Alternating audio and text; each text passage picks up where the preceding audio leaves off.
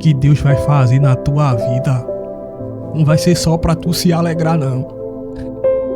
Toda a tua cidade vai ficar sem entender como foi que aconteceu. Hoje pode o mundo inteiro falar, podem duvidar, podem desacreditar dos teus projetos.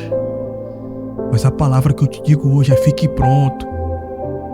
Fique pronto, porque o de repente de Deus, ele acontece em dias comuns. E muitas pessoas que não acreditavam em você vão ficar sem entender como foi que aconteceu.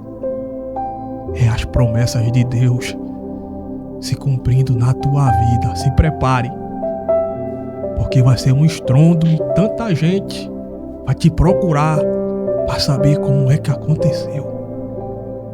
Foi Deus. Foi Deus.